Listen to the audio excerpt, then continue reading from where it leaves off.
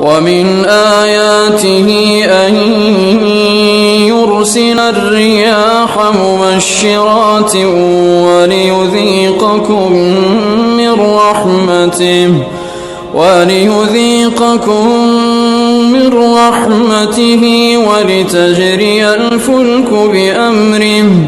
ولتجري الفلك بأمره ولتبتغوا من